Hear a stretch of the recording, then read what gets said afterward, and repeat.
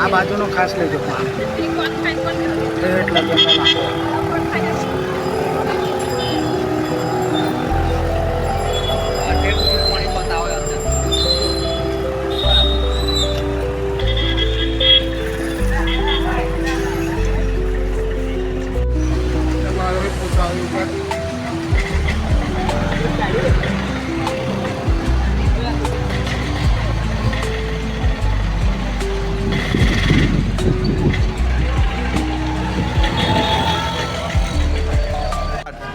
હાલો અમે અહીં જોધલ કૃપા સોસાયટીમાં રહીએ છીએ અને અમારે રસ્તાનો જવા આવવાની બહુ તકલીફ પડે છે અને રોડવાળા જતા રહ્યા છે. અમારે રોડ સાથે કોઈ લેવા દેવા નથી. અમારે રાતના કોઈ બીમાર પડે 108 બોલાવી હોય તો કઈ રીતે આવે? પીવાનું પાણી નથી આવી શકતું અને અમારે બાઇક લઈને જવાની બહુ તકલીફ પડે છે.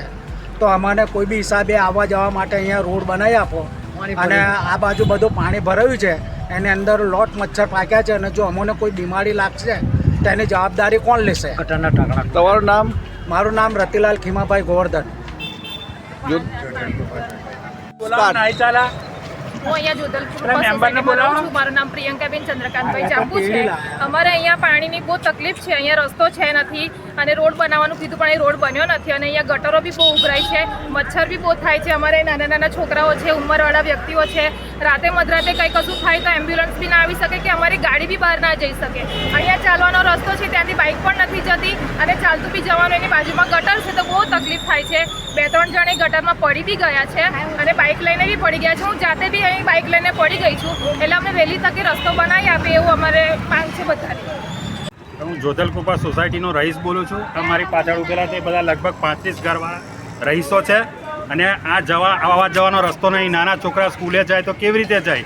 આ ગટરવાળું પાણી આની અંદર નાખ્યું છે, એ રોગચાળો ફાટવાની ભીતિ સેવાઈ રહી છે. તો એ પછી એનું ક્યારે નિરાકરણ આવશે? કે કોઈ બીમાર પડશે તો એની જવાબદારી કોણ કરશે? 108 બી નહીં આવી શકે કે કોઈ મેડિકલ ઇમરજન્સી આવી તો અમે શું કરીશું?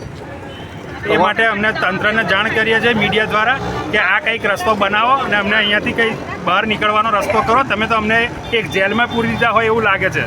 તમારું નામ? મારું નામ મકવાણા ગિરીશ.